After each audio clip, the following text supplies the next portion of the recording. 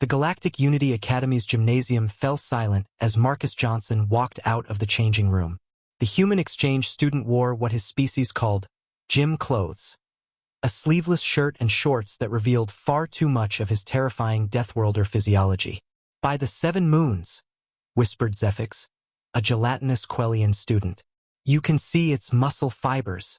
They're just under the skin." Coach Vorthan, a 6-armed Deltrian, consulted his datapad with growing concern. "Johnson, Marcus. Species, human. Homeworld gravity, 1 g. Atmospheric requirement, 21% oxygen. Warning notes. Extreme endurance predator. Potential for..." "Oh dear." Marcus stretched casually, touching his toes. Several students backed away as his spine made popping sounds. "Is it broken?" shrieked a feathered aviax student. "No, just warming up," Marcus replied cheerfully. "So what are we doing today, Coach?" Coach Vorthan's orange complexion paled to a sickly yellow. "Well, we were going to do standard physical assessment. Running, jumping, strength tests. Cool. I love fitness testing day." Marcus began jogging in place. His feet struck the padded floor with impacts that made nearby students stumble. "Perhaps we should start with something gentle," the coach suggested. "The gravity here is only 0.7 g, so please be careful." Marcus accidentally jumped 3 feet straight up during a simple hop. "Whoa, this is like being on the moon." The Rig-Elian students huddled together, their crystalline forms chiming anxiously. "It can leap its own height without effort. We're doomed." "All right, let's begin with a simple run," Coach Vorthan announced, trying to maintain authority. 3 laps around the gymnasium. Pace yourselves." The alien students began their versions of running. The Quellians oozed forward, the Aviax flutter-hopped, and the Rigelians glided smoothly.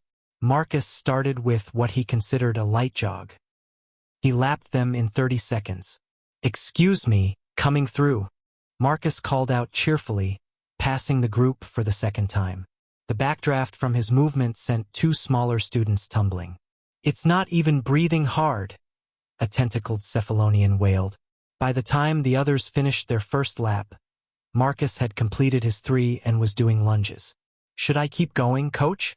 I'm just getting warmed up." "No," Vorthan said quickly. "Let's move to strength assessment. Everyone to the resistance machines."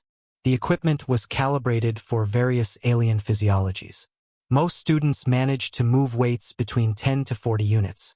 Marcus sat at the machine, adjusted the setting, and frowned. "Is this broken? I can't feel any resistance." He was casually pressing the maximum setting, 200 units, with one hand while looking confused. A Vulperine student fainted.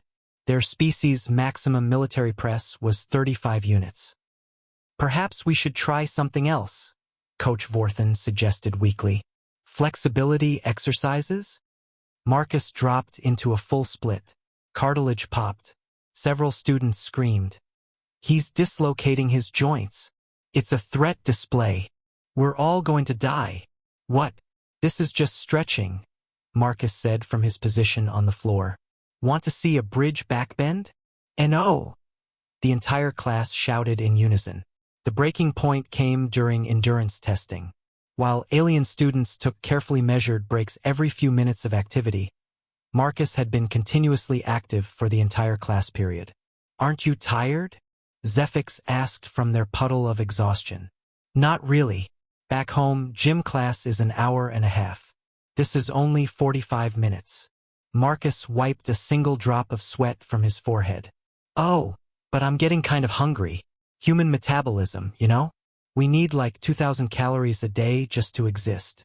"Just to exist?" Coach Vorthan dropped his data pad. "Yeah, more if we're active. I'll probably need about 3,500 today with the workout."